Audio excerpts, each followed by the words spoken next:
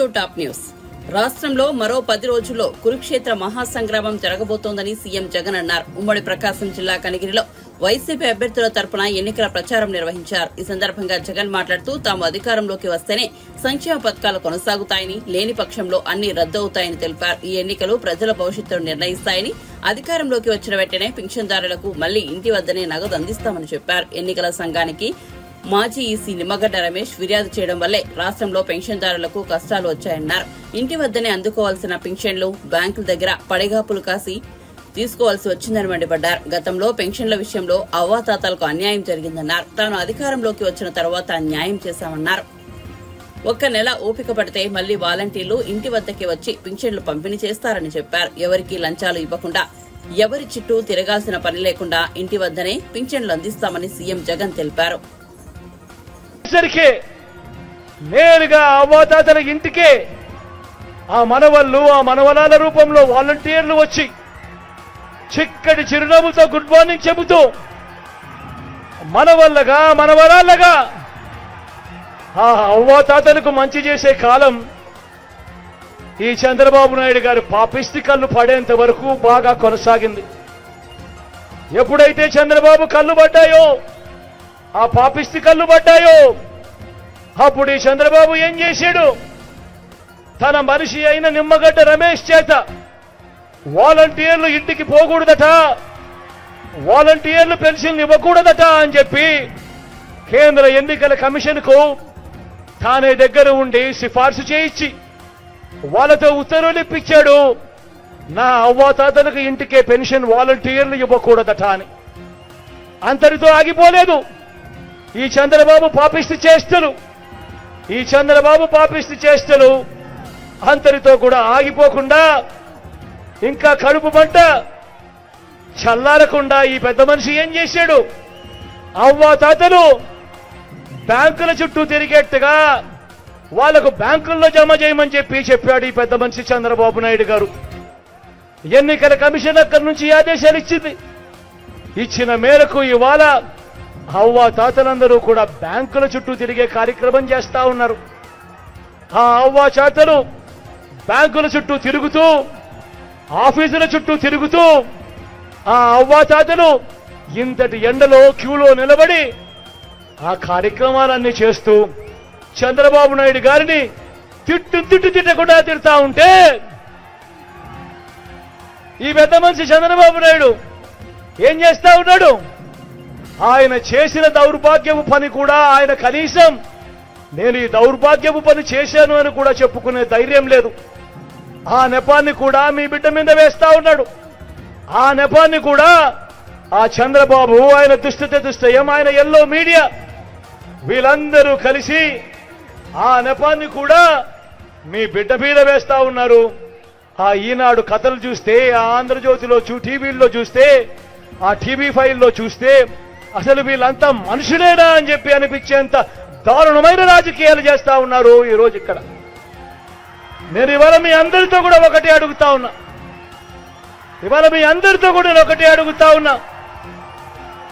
మీ అందరికీ కూడా నేను ఒకటే చెప్తా ఉన్నా. చంద్రబాబు పరిపాలన 14 సంవత్సరాలు మీరు చూశారు. మీ బిడ్డ 58 నెలల పరిపాలన కూడా మీరంతా చూశారు. నేను అడుగుతా ఉన్నా, ఈ 58 నెలల కాలంలో మీ బిడ్డ పరిపాలన మీరు చూశారు. పెన్షన్లు నేరుగా మీ ఇంటికే వస్తా ఉన్న పరిస్థితులు చూశారు. నేను ఇవాళ మీ అందరి సమక్షంలో ఇదే పెద్ద మనిషి చంద్రబాబు నాయుడు గారు నిలదీస్తూ అడుగుతా ఉన్నా. 14 ఏళ్లు చంద్రబాబు నాయుడు గారి పరిపాలన చేశాడు. 3 సార్లు ముఖ్యమంత్రిగా తాను చేశాను అని చెప్పుకుంటాడు. నేను అడుగుతా ఉన్నా, ఈ 14 సంవత్సరాల కాలంలో ఏ ఒక్క రోజైనా కూడా ఈ పెద్ద మనిషి చంద్రబాబు నాయుడు అవ్వాతాతల మీద ప్రేమ చూపించడం కానీ, అవ్వాతాతల కష్టాన్ని చూడడం కానీ, ఆ అవ్వాతాతలకు తోడుగా నిలబడాలని ఏ ఒక్క రోజైనా కూడా అవ్వాతాతలకు ఇంటికే పెన్షన్ పంపించినాడా అని అడుగుతా ఉన్నాను మీ అందరి కరప్షన్లో. గట్టిగా రెండు చేతుల పైకి ఇలా ఇలా ఇలా ఇలా ఇలా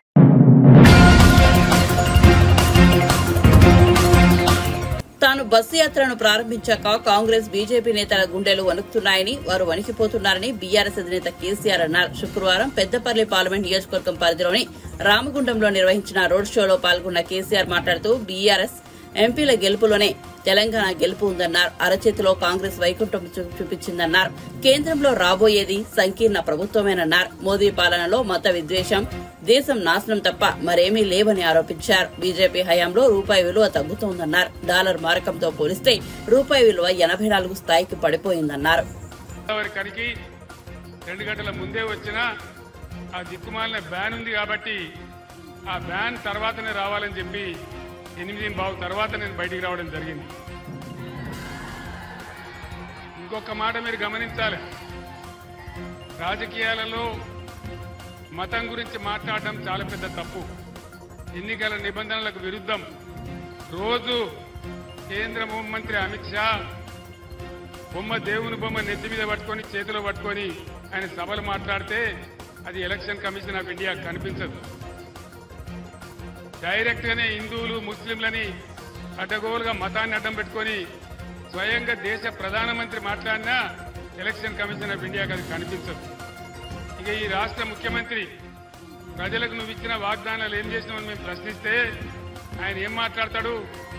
నీ గుడ్డు వీకి గోళీలు ఆడుకుంటాం, నీ పేగులు తీసి మెడలేసుకుంటాం, నిన్ను పండబెట్టి తొక్కుతాం అని మాట్లాడితే అది చాలా సభ్యంగా ఉంది. కానీ చేనేత కార్మికులకు ఒక అన్యాయం జరుగుతున్నదని మాట్లాడితే చాలా ఈ విధంగా అన్యాయంగా చేసినారు. సరే, ప్రజలు నిర్ణయిస్తారు. ఈ ఎన్నికలలో ప్రజలే ఎప్పుడు కూడా నిర్ణేతలు కాబట్టి మనకు ఎలాంటి ఇబ్బంది లేదు. నేను మీ అందరికీ ఒక మాట మనవి చేస్తా ఉన్నా. 5 నెలల కింద ఈ రాష్ట్రంలో పరిస్థితులు ఎట్లా ఉండే, ఈరోజు ఎట్లా ఉన్నాయి? ఎవరు దానికి కారణం? ఇవాళ చాతగానితనం దానికి కారణం. ఇవాళ పెద్దపల్లి జిల్లాలోనే 50,000 ఎకరాలకు పైగా పంట పొలాలు ఎండిపోయినాయి. ఇప్పుడే ఎమ్మెల్యేలు మనోహర్ రెడ్డి గారు కానీ ఇంకా మిత్రులు కానీ ధర్మపురి ప్రాంతం వాళ్ళు కానీ నాకు చెప్తా ఉన్నారు, 50,000 ఎకరాలకు పైగా పంట పొలాలు ఎండిపోయినాయి. ఎవరు దీనికి కారణం? గత 10 ఏళ్లలో ఎప్పుడైనా ఎండిపోయినాయా? పోయిన 10 ఏళ్లలో పొలాలు ఎండినాయా తెలంగాణలో?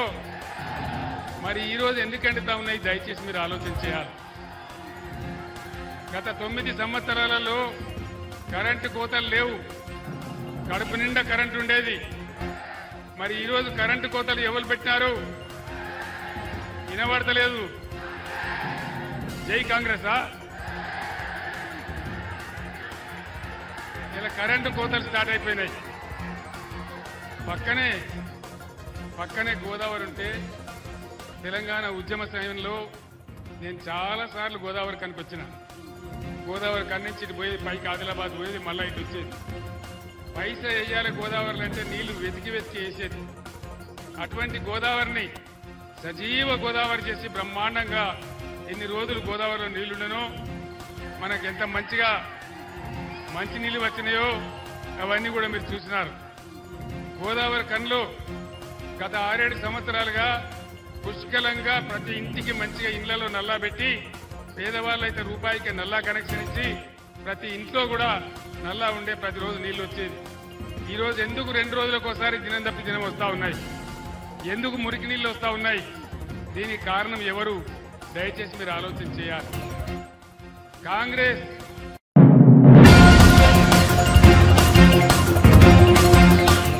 టీడీపీ అధినేత చంద్రబాబు నెల్లూరు సిటీలో నిర్వహించిన కూటమి రోడ్ షోకు హాజరయ్యారు. ఈ రోడ్ షోలో చంద్రబాబుతో పాటు జనసేనాని పవన్ కళ్యాణ్ కూడా పాల్గొన్నారు. రోడ్ షో అనంతరం నెల్లూరులో ఏర్పాటు చేసిన సభలో చంద్రబాబు ప్రసంగించారు. పవన్ కళ్యాణ్ ఇక్కడే తిరిగిన వ్యక్తి అని, పవన్ కు నెల్లూరులో గల్లీ గల్లీ తెలుసు అని వెల్లడించారు. తనకు తిరుపతిలో ఎలా ప్రతి గల్లీ తెలుసో పవన్ కు కూడా నెల్లూరులో ప్రతి చోటు తెలుసని, ఇదే విషయాన్ని పవన్ కు కూడా చెప్పానని వివరించారు. సభకు విచ్చేసిన యువతను చూడగానే పవన్ కు బాల్యం గుర్తుకొస్తుందని అన్నారు. ఈ సందర్భంగా చంద్రబాబు తన ప్రసంగాన్ని కొనసాగిస్తూ చరిత్ర తిరగరాసేందుకు నెల్లూరు తిరగబడిందని పేర్కొన్నారు. ఇక్కడే చదువుకున్నారు, ఈ సెంటర్ లో మొత్తం తిరిగారు. నెల్లూరు గల్లీ గల్లీ తిరిగిన వ్యక్తి పవన్ కళ్యాణ్ గారు. మిమ్మల్ని చూస్తే మళ్ళీ పాత రోజులు గుర్తొచ్చాయి. నేను అదే వారితో మాట్లాడినప్పుడు ఒక మాట అన్నాను. నాకు తిరుపతిలో గల్లీ గల్లీ తెలుసు, మీకు నెల్లూరులో గల్లీ గల్లీ తెలుసు, అది ప్రత్యేకతని ఇప్పుడే చెప్పాను. తమలో మీ ఉత్సాహం చూస్తా ఉంటే సింహపురి తిరగబడింది, చరిత్ర తిరగ రాయబడుతుంది. ఈ రోజు ఇక్కడ ఒక్కసారి చూస్తే అటు పవర్ స్టార్ పవన్ కళ్యాణ్ గారు, ఇంకో పక్క తెలుగుదేశం పార్టీ, ఇంకో పక్క బీజేపీ భారతీయ జనతా పార్టీ, ముగ్గురు కలిసిన తర్వాత ఎవడైనా ఉంటాడా తమ్ముడు అని అడుగుతున్నా. అడ్డం వస్తే తొక్కుకుంటా పోతామా లేదా అని మిమ్మల్ని అడుగుతున్నాను. మీరు సిద్ధమా అని మిమ్మల్ని అడుగుతున్నా. ధైర్యంగా ఉన్నారా అని అడుగుతున్నా. జన సైనికులు సిద్ధమా? మీరు తెలుగుదేశం కుటుంబ సభ్యులు మీరు సిద్ధమా అని అడుగుతున్నా. బీజేపీ నాయకులు కార్యకర్తలు కూడా సిద్ధమా అని అడుగుతున్నా. తమ్ముళ్ళు, ఈ రోజు మీరు చూస్తే 13వ తారీఖున వైఎస్ఆర్ కాంగ్రెస్ పార్టీకి డిపాజిట్లు వస్తాయా తమ్ముళ్ళు? నమ్మకమేనా అని మిమ్మల్ని అడుగుతున్నా. నమ్మకం అయితే గట్టిగా చెప్పండి, కూడా చెప్పండి ఎస్ అని. ఇప్పుడే పవన్ కళ్యాణ్ గారు ఒక మాట అన్నారు. ఒక అహంకారి రాష్ట్రంలో ఉన్నాడు, ఒక సైకో ఈ రాష్ట్రంలో ఉన్నాడు, ఒక విధ్వంసకారుడి రాష్ట్రంలో ఉన్నాడు, ఒక బందిపోటు దొంగ ఈ రాష్ట్రంలో ఉన్నాడు. 13వ తారీఖున అంతం చేయడానికి, అంతం పలకడానికి మీరు సిద్ధమా తమ్ముళ్ళు అని మిమ్మల్ని అడుగుతున్నా. ఎందుకంటే ఈ యువత భవిష్యత్తు నా బాధ్యత, పవన్ కళ్యాణ్ గారి బాధ్యత. మీకు బంగారు భవిష్యత్తు చూపించడం మా బాధ్యత. మా మీద మీకు నమ్మకం ఉందా అని అడుగుతున్నా. నమ్మకం ఉంటే చేతుల పైకి సంఘీభావం తెలియజేయండి. పిల్లలు కూడా అటు జనసేన కండువా, ఇటు తెలుగుదేశం పార్టీ జెండా,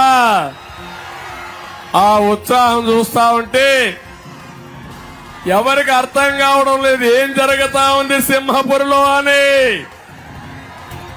ఇదే పరిస్థితి రాష్ట్రం.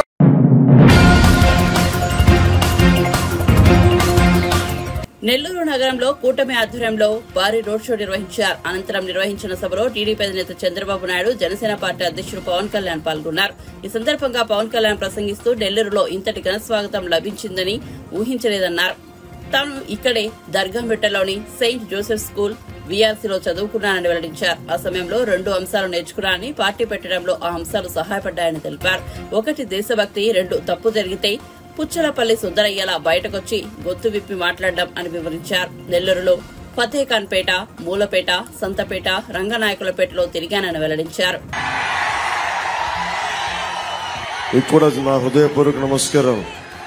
మబ్బుల్లో పరిగెత్తే పిడుగుల్లాంటి జన సైనికులకి, వీర మహిళలకి, యువతకి నా హృదయపూర్వక నమస్కారాలు. నేను ఆరాధించే కవి, నేను అనుక్షణం గొంతు అయిన కవితల్ని నా గొంతులోంచి పలికించే కవి, పేరుకి గుంటూరైనా, గుంటూరు శేషేంద్ర అయినా పుట్టింది నెల్లూరులో. అలాంటి శేషేంద్ర గారు ఇదే ట్రంక్ రోడ్లో నన్ను ఫతేఖాన్పేట నెల్లూరు నుంచి మా అమ్మమ్మ గారి ఇల్లు మూలాపేటలో కానీ, స్టోన్ హౌస్ పేటలో కానీ మా బంధువులందరూ ఇందరికి నడిచెళ్ళేటప్పుడు నేను ఒకటి ఆలోచించేవాడిని, నాకు ఏమవ్వాలి పెద్ద అయితే తెలిసేది కాదు. ఏమవ్వాలి అప్పటికి అన్నయ్య చిరంజీవి గారు ఇంకా పెద్ద హీరో కూడా కాదు. ఇది నేను చెప్పేది 6th 7th లో. ఇందాక ఎత్తుకుతున్నా నేను పెరిగిన నెల్లూరు ఎక్కడా ఈ భవంతుల మధ్యలో వెతుకుతా ఉన్నా, కనిపించలా. ఇందాక ట్రంక్ రోడ్ వచ్చి శ్రీరామ డిపో చూడగానే గుర్తొచ్చింది, ఓ ఇది నేను పెరిగిన నెల్లూరు అని.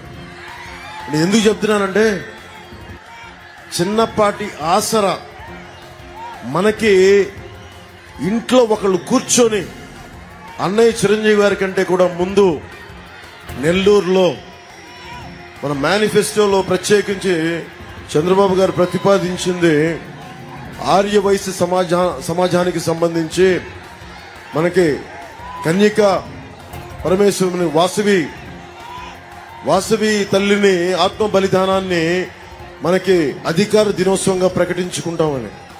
అలాంటి వైశ్య కులానికి చెందిన నాకు తెలియదు, నా స్నేహితుడు నాకంటే సీనియర్, ఇదే ట్రంక్ రోడ్ లో భవానీ బుక్ సెంటర్ లో ఒక పుస్తకాల షాప్ ఉండేది.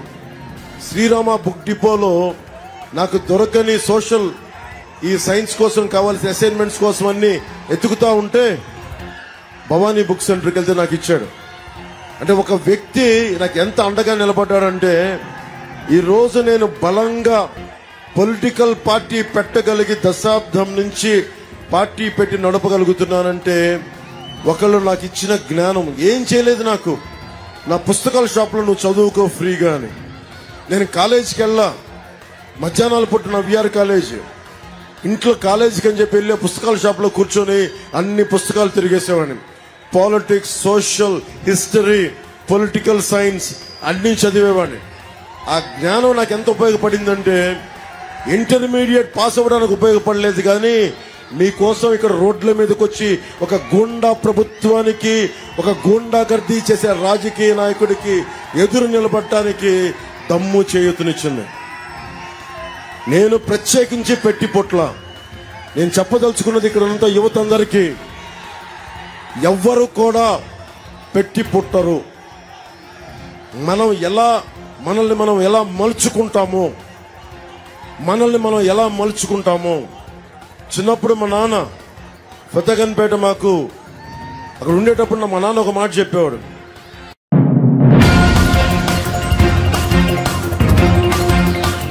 బీఆర్ఎస్ చచ్చిన పాము, బీజేపీ అబద్దాల పుట్ట అని తెలంగాణ సీఎం రేవంత్ రెడ్డి అన్నారు. గుజరాత్ కు ప్రధాని మోదీ లక్షల కోట్లు తరలిస్తున్నారని, అక్కడే వారి మనుషులా, తెలంగాణ వాళ్లు కాదా అని ఆగ్రహం వ్యక్తం చేశారు. ధర్మపురి కాంగ్రెస్ జనజాతర సభలో పాల్గొన్న ఆయన మాట్లాడుతూ, ఇందిరాగాంధీ, సోనియా గాంధీ ప్రాతినిధ్యం వహించిన రాయ్ బరేలీ నియోజకవర్గం నుంచి రాహుల్ గాంధీ నామినేషన్ వేశారని, ఈ నామినేషన్ కార్యక్రమంలో పాల్గొనడం తనకు సంతోషంగా ఉందన్నారు. పివి నరసింహారావు ప్రధానిగా చేసిన ఆర్థిక సంస్కరణలే దేశ అభివృద్ధికి కారణమన్నారు. ప్రధాని నరేంద్ర మోదీ టార్గెట్ గా చెబుతున్న 5 ట్రిలియన్ల ఆర్థిక వ్యవస్థకు పివి సంస్కరణలే పునాదులు అన్నారు. అక్కడి నుంచే మిత్రుడు శ్రీధర్ బాబు గారు ఈ రోజు బాధ్యత నిర్వహిస్తున్నారు. అదే కాకుండా ఈ ప్రాంతం నల్ల బంగారం, సింగరేణి బొగ్గు గనులు, ఈ సింగరేణి పరిశ్రమ ఆనాడు నిజాంల నుంచి ఉమ్మడి రాష్ట్రంలో కావచ్చు, ఈనాడు తెలంగాణ రాష్ట్రంలో దాదాపుగా 50,000 కుటుంబాల సింగరేణి కార్మికులు ఈ ప్రాంతంలో ఉండడమే కాదు, ఒక భుజాన సింగరేణి గని కార్మికులు బొగ్గు దవ్వే సాయుధము ఉంటే, రెండో భుజాన కాంగ్రెస్ పార్టీ జెండాను మోసి మన శాసనసభ ఎన్నికలలో ఈ కోల్బెట్ ఏరియా మొత్తాన్ని 3 రంగుల జెండాను ఎగరేసిన ప్రాంతం సింగరేణి కార్మికులు. ఇది నల్ల బొగ్గు కాదు, నల్ల బంగారం అని సమాజం అంతా అనుకుంటున్న ప్రాంతం.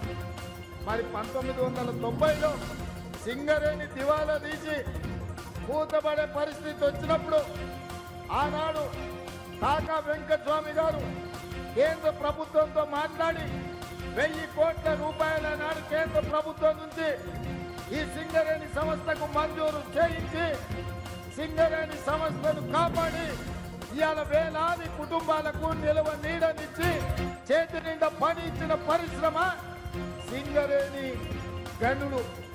దాన్ని కాపాడింది కాకా వెంకటస్వామి గారు. వారు కూడా ఈ ప్రాంతం నుంచే గల్లీ నుంచి ఢిల్లీ వరకు కార్మిక బిడ్డగా, కార్మిక నాయకుడుగా, కేంద్ర మంత్రిగా రాణించి ఈ ప్రాంతానికి దేశంలోనే వన్నెరెత్తిన కాక వెంకటస్వామి గారు కూడా ఈ పెద్దపల్లి ప్రాంతం వాడే. వీరే కాదు, స్పీకర్గా ఆదర్శవంతుడుగా రాజకీయాలకు అతీతంగా స్పీకర్ అంటే ఇలా ఉండాలి అని ఆ పదవికే వన్నెరెత్తిన పెద్దలు శ్రీపాదరావు గారు. శ్రీపాదరావు గారు కూడా ఈ మంత్రి శాసనసభ నియోజకవర్గం నుంచే ప్రాతినిధ్యం వహించి గౌరవం తెచ్చిండు. ఆ పదవికే వన్నె తెచ్చిండు. ఈ రోజు వారి వారసుడుగా మిత్రుడు శ్రీధర్ బాబు గారు కూడా కొనసాగిస్తున్నారు. అంటే ఈ ప్రాంతంలో టీవీ నరసింహారావు గారు కావచ్చు, కాక వెంకటస్వామి గారు కావచ్చు, కీర్తి చేతులు శ్రీపాదరావు గారు కావచ్చు, విలువలతో కూడుకున్న రాజకీయం, ప్రజా సేవ చేయాలన్న ఆకుంఠిత దీక్షతోటి ప్రజల మధ్యలోనే వాళ్ళు చేసే జీవితం గడిపిన నాయకులు ఇవాళ ఈ ప్రాంతం నుంచి ప్రాతినిధ్యం వహించింది. వాళ్ళే కాదు, ఇవాళ ఎన్నికైన 7 మంది శాసనసభ్యులు కూడా ప్రజలకు సేవ చెయ్యాలన్న చిత్తశుద్ధితోనే ఈరోజు వాళ్ళు కార్యక్రమాలను చేపడుతున్నారు. అందుకే వాళ్ళు అడిగిన పత్తిపాక కావచ్చు, పాలకుర్తి కావచ్చు, రామగుండం పవర్ స్టేషన్ కావచ్చు, నేతకాని కార్పొరేషన్ కావచ్చు, అదే విధంగా సింగరేణి కార్మికుల సమస్యల విషయంలో వాళ్ళు ఏ సమస్యలైతే నా దృష్టికి తెచ్చిందో తప్పకుండా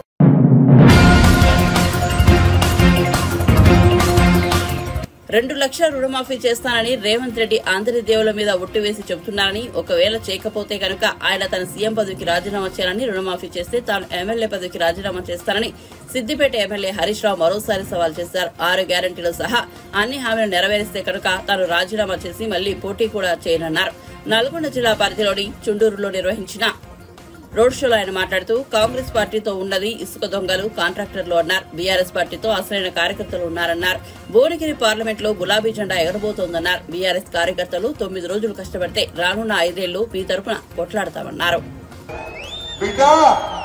కాంగ్రెస్ నాయకులారా, మీరు అక్క చెల్లెల ఓటు అడిగే ముందు 10,000 రూపాయల వ్యక్తిగతంగానే ఓటు అడగాలని చెప్పి నేను రెండవ హామీ, రైతులకు 10,000 రైతు బంధు ఇస్తామన్నారు. వచ్చినాయే కేసీఆర్ 10 ఇస్తుండు, మేము వస్తే 15 ఇస్తామన్నారు. 15 దిక్కు లేదు, 10 దిక్కు లేదు. నేను ఒక విషయం గుర్తు చేయాలనుకుంటున్నా. కరోనా వచ్చినప్పుడు, కరోనా కష్టకాలంలో ఆమ్దాన్ లేదు, ప్రభుత్వానికి ఆదాయం లేదు. కానీ కేసీఆర్ మంత్రుల జీతాలు బంద్ పెట్టిండు, ఎమ్మెల్యేల జీతాలు బంద్ పెట్టిండు, అన్ని బంధు పెట్టిండు. రైతుకు మాత్రం సకాలంలో రైతు బంధు కేసీఆర్ ఇచ్చిందా లేదా? 5 ఏళ్లు టైం మీద పెట్టుబడికి కేసీఆర్ ఇస్తానెట్లా? నీ కొడుకులు 5 నెలలైనా ఇయ్యేట్లా అడుగుతా ఉన్నా. 5 నెలలైనా ఇచ్చిందా? ఇప్పటికీ ఆదాన మందికి ఇయ్యలేదు. మాట్లాడమంటే మాటలు కోటం దాటాయి. ఇదే వెంకటరెడ్డి గారు రైతు బంధు ఏమైంది అంటే రైతుల్ని పట్టుకొని చెప్పుతో కొడతా అంటున్నారు. అంటే మా రైతులు అంత తక్కువ కనబడుతుందా? నిన్న వ్యవసాయ శాఖ మంత్రి తుమ్మల నాగేశ్వరరావు ఏమన్నాడు? ఒక రైతు అడిగిండు, ఏమైనా ఇంకా రైతు బంధు రాలేదని. ఆ మంత్రి అంటాడు, నాకు కూడా పడ్డది, నీకేనా పడ్డది. మొన్న ఒక మంత్రిని కాంగ్రెస్ కార్యకర్త అడిగింది, మంత్రి గారు నువ్వేమో 5 ఎకరాల దాకా పడ్డాయంటున్నావు, నాది 3 ఎకరాలు ఇంకా వల్లేదు అని అడిగింది. అంటే నోరు మూసుకొని దబాయిస్తున్నది ఆ మంత్రి గారు. అంటే ఇలా రైతు బంధు ఇయ్య చేతగాని ప్రభుత్వం. నేను ఒకటే అంటున్నా, రైతులను 5 ఏళ్లు 11 విడతల్లో కేసీఆర్ మీకు టైం మీద రైతు బంధు ఇచ్చింది. మరి కాంగ్రెస్ వాళ్ళకి ఏముంటుంది? ఎన్ని మాయమాటలు చెప్పిండు? రైతుకు 15,000 రైతు బంధు అన్నారు, వచ్చినాయే. రైతుకు 24 గంటల కరెంట్ అన్నారు, వచ్చిందా? రైతుకు 500 వడ్లకు మొక్కలకు బోనస్ ఇస్తామన్నారు, వచ్చినాయా? కౌలు రైతులకు 15,000 ఇస్తామన్నారు, వచ్చిందా? వ్యవసాయ కూలీలకు 12,000 ఇస్తామన్నారు. ఒక్కటన్నా ఇచ్చినారా రైతులకు? మన కేసీఆర్ రైతులకు ఓట్ల కోసం చెప్పకపోయినా, ఎలక్షన్ల ముందు మాట ఇవ్వకపోయినా ప్రతి రైతుకు ఎకరానికి 10,000 ఇచ్చింది కేసీఆర్. ఆనాడు కాంగ్రెస్ గవర్నమెంట్ ఉంటే రాత్రి పూట 3 గంటల పొద్దున్న దాకా 3 గంటల కరెంట్ వస్తుంది. కానీ కేసీఆర్ గారు వచ్చినాక మా జగదీష్ అనే నాయకత్వంలో 24 గంటల కరెంట్ ఇచ్చినవా లేదా? కాంగ్రెస్ రాగానే మాయమే. మళ్ళా మోటార్లు కాలుతున్నాయి. మోటార్లు కాలితే 10,000 రైతులు ఖర్చు అవుతుంది. ఏ ఊర్లో పోయి అడిగినా కాంగ్రెస్ వచ్చింది, మళ్ళా మోటార్లు కాలుతున్నాయి అంటున్నారు.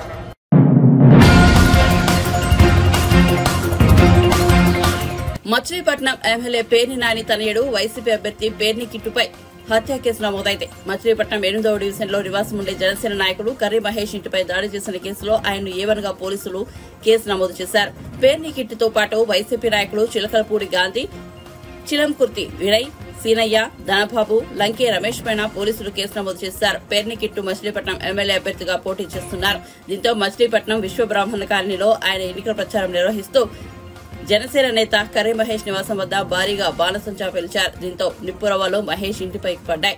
అయితే అక్కడున్న మహిళలు ప్రశ్నించడంతో పేర్ని కిట్టుతో పాటు ఆయన అనుచరులు రెచ్చిపోయారు. కర్రీ మహేష్ ఇంట్లోకి చొరబడి కుటుంబ సభ్యులపై దాడి చేశారు. ఇదే విషయంలో ఇంటికి వచ్చిన మహేష్ పైన దాడి చేశారు. ఈ కేసులో నిందితులుగా ఉన్న పేర్ని కిట్టుతో పాటు 6గురిపై కేసు నమోదు చేశారు. పేర్ని కిట్టును తప్ప మిగిలిన నిందితులు పోలీసులు అరెస్ట్ చేశారు. అయితే కర్రీ మహేష్ పైన పోలీసులు SC/ST కేసు నమోదు చేశారు. వైసీపీకి చెందిన నాగలక్ష్మి అనే మహిళ ఇచ్చిన ఫిర్యాదుతో మహేష్ పై SC/ST అట్రాసిటీ కేసు నమోదు చేశారు. దీంతో పోలీసులపై విమర్శలు వినిపిస్తున్నాయి. బాధితులనే నిందితుడిని చేశారంటూ కొందరు సెటైర్లు వేస్తున్నారు.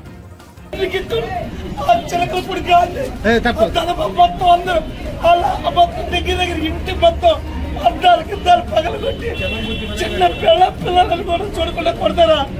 ఈ అధికారులు చూసుకొని కొడతారు సార్. ఇంకా రాజకీయం వెళ్ళాలి. ఈ అరాజకీయం పొందారా? వీళ్ళు చేసే ఇది గోడాయేసానికి వీళ్ళ వెనకాల జనాలు ఉన్నారని కారు ఉందని సేంటమ్మకాయ జనాలు తెచ్చి కొడతారా? మా అత్త, మా పెద్దల్ని, మా అత్త మేము లేవు ఇళ్ళ కాడ ఎలా బాధ్యత అలా బాధ్యత బాబు. ఇదే సార్, ఇదే వీళ్ళ అరాచకం. మా ఆవిడ ఏం చేస్తుందంటే నేను పెళ్లి చేసుకున్న మా ఆవిడ ఒక్కసారి కూడా టచ్ చేయాలి. ఇప్పుడే ఇలా చేశారండి, రేపు దేనికైనా తెగిస్తారుగా, దేనికైనా తెగిస్తారుగా. అసలు మాకు రక్షణ ఏంటి? మరి నా భర్తకి నా పిల్లకి రక్షణ ఏంటి? దేనికైనా తెగిస్తారా లేదా చెప్పండి. మొబైల్ లేనప్పుడు వచ్చేదా బయటికి రండి అంటే అదా అదా వేలకు వచ్చేసారండి దౌర్జన్యంగా ఎలా పనిబట్టి అద్దాలు పగలగొట్టి ఇదే రాజకీయం అంటే ఒకళ్ళు కొట్టి సంపుతా సార్. సంపుతా అన్నాడని ఆనాడే అన్నాడు. ఆ పేరు నాని గారు ఈనాడు ఇలా చేపించాడు. చంపేసి పుణ్యం కట్టుకుంటారు.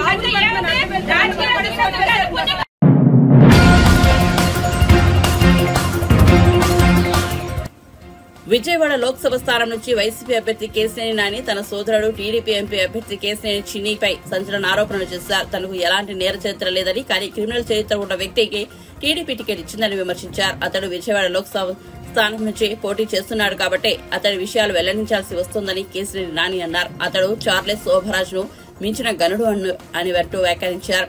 కేశినేని చిన్ని నేను 25 ఏళ్ల కిందట విడిపోయాం. ఇప్పుడు అతను టీడీపీ తరఫున ఎన్నికల్లో పోటీ చేస్తున్నాడు. అతడి చరిత్ర ఎలాంటిదో అందరికీ తెలియాలి. చాలా సార్లు అప్పుల పాలయ్యారని చెప్పి మోసం చేశాడు. పిల్లల స్కూల్ ఫీజులు కట్టలేకపోతున్నాను, బాడుగ కట్టలేకపోతున్నానంటూ ఆదుకున్నానని పేర్కొన్నారు.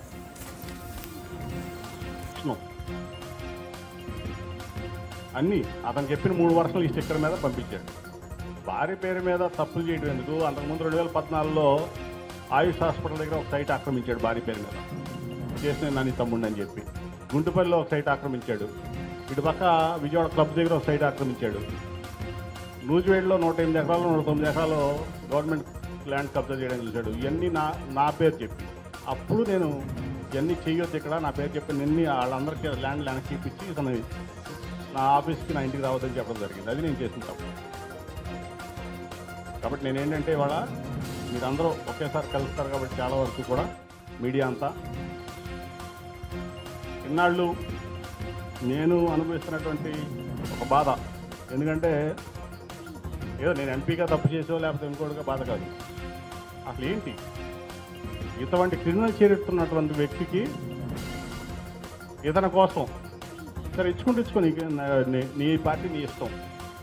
వ్యక్తికి తెలుగుదేశం ఎన్టీ రామారావు పెట్టి పార్టీ తెలుగుదేశం పార్టీ టికెట్ ఇచ్చి ఎంపీ అభ్యర్థిగా నిలిచిపెట్టిందంటే రేపు విజయవాడ ఫర్ సేల్ పోటీ పెడతారు. నిజంగానే ఏమన్నా తేడా వస్తే విజయవాడ ఫర్ సేల్. కాబట్టి నేను చెప్పేదంటే మీ ద్వారా ప్రజలకు కానీ మీకు కానీ నేను చెప్పేదంటే ఇటువంటి క్రిమినల్స్ని, ఇటువంటి చీటర్స్ని, ల్యాండ్ గ్రాబర్స్ని, పేదవాళ్ళ దగ్గర డబ్బులు తీసుకుని కొట్టేవాళ్ళని ఒక విజయవాడ ఎంపీ అభ్యర్థి అంటేనే నాకు అది నా కుటుంబ సభ్యుడు అంటే నాకైతే డైజెస్ట్ అవ్వట్లేదు నిజం చెప్పాలంటే. సో మీ అందరూ నాకు చాలామంది ఆత్మీయులు కాబట్టి మీ ముందు మనసిప్ మాడాలి కాబట్టి ఫస్ట్ టైం నేను మనసిప్ మాడుతున్నా. ఇంతవరకు నేను పర్సనల్ మీటింగ్స్లో కూడా నేను జయరాజు గారు వీళ్ళందరూ కలిసినప్పుడు కూడా నేను ఎప్పుడు చెప్పాను ఎంత డీటెయిల్గా మేము సబ్జెక్టు. నా దురదృష్టం అనేవాడిని అంతే. సో ఇటువంటి పరిస్థితుల్లో మిమ్మల్ని ఏదో నా ఓటు వేయించమను నన్ను గెలిపించమను అది కాదు. ఉన్న ఫ్యాక్ట్స్ ఏంటంటే మీ ముందు నేను ప్రజెంట్ చేస్తున్నా. దాన్ని ఎవరు ఏ రకంగా తీసుకున్నా చెప్పాల్సిన బాధ్యత ఈరోజు అతను విజయవాడ ఎంపీ అభ్యర్థిగా ఉన్నాడు. చెప్పాల్సిన బాధ్యత నా మీద ఉంది కాబట్టి ఇవన్నీ చెప్తున్నా తప్ప నాకేదో ఓట్లు పెంచుకుందామనో లేకపోతే అతను ఇది చేద్దాం కదా. ఇవన్నీ ప్రతి ఒక్కరు నేను మాట్లాడిన ప్రతి ఒక్కదానికి డాక్యుమెంటెడ్ ప్రూఫ్ ఇది. కాబట్టి మీరు అందరూ అర్థం చేసుకుంటారని భావిస్తూ ఈ అవకాశం నాకు ఇచ్చిన మీ మన ప్రెస్ కౌన్సిల్ అందరికీ కూడా నా కృతజ్ఞతలు తెలియజేస్తూ సెలవు తీసుకుంటాను. ధన్యవాదాలు.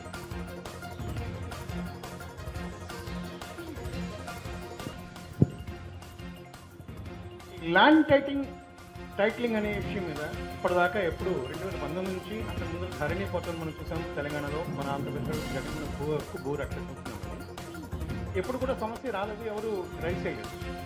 ఈ ఎలక్షన్స్ ముందు మాత్రమే చంద్రబాబు నాయుడు క్లియర్గా చెప్తున్నారు, నాని గారి ఇల్లు, నా ఇల్లు, ఆయన ఇల్లు కూడా, చంద్రబాబు నాయుడు గారి ఇల్లు కూడా, జగన్మోహన్ రెడ్డి గారు దోశ అన్నది మాట చెప్తున్నారు. దీంట్లో ఉన్న లోటు పార్టీ కొంచెం అన్న మీడియాకి అర్థమైనా చెప్తారు.